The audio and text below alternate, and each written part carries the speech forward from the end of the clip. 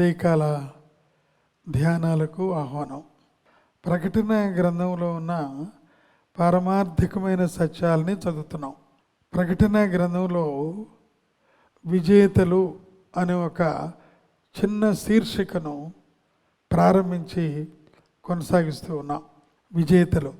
నిన్నటి దినంలో యేసే రక్తం చేత కడగబడిన వారు విజేతలు. ఈరోజు ప్రకటన గ్రంథం 2వ అధ్యాయము 17వ వచనం. సంగములతో ఆత్మ చెప్పుచున్న మాట చెవిగలవాడు వినుగాక.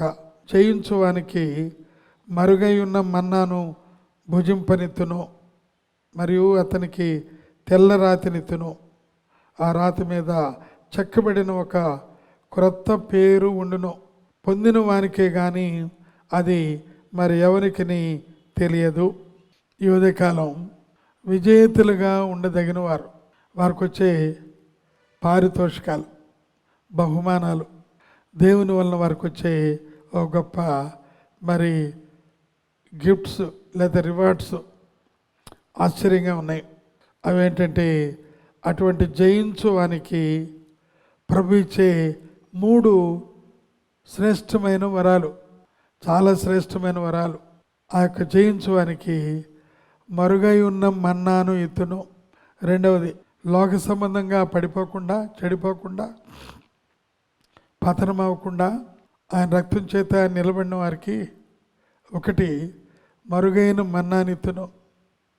రెండవదిగా తెల్లని రాతినిత్తును.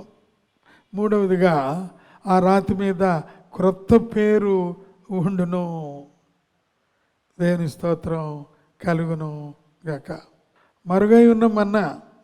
అరణ్యంలో ఇశ్రాయేలీయులు ప్రయాణమై వెళుతూ ఉంటుండగా మనుషులు సణిగినప్పుడు మోషే ప్రార్థించగా ఉదయాన్నే పరలోకము నుండి కొత్తిమీర గింజ వలె పడిన ఆ యొక్క దొంతరులుగా పడిన వాటిని వాళ్ళు రుచిస్తే ఆశ్చర్యకరమైన రుచి. అబ్బో, మన్నా అన్నారు. మన్నా అనగా అర్థం ఏంటంటే ఇదేమి అని అర్థం. What is this? ఇది దేవతల భోజనమా అనుకున్నారు. మా జీవితంలో ఎప్పుడు రుచింపలేదే అన్నారు.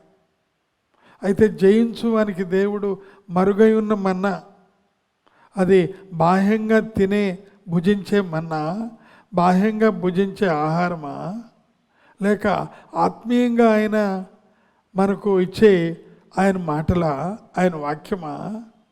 మనకైతే ఇప్పుడు ఈ మర్మం తెలియదు. కానీ మరుగై ఉన్న మన్నా, ఈ లోకంలో మరుగై ఉన్న మన్నా ప్రభు ఇస్తూనే ఉన్నారు.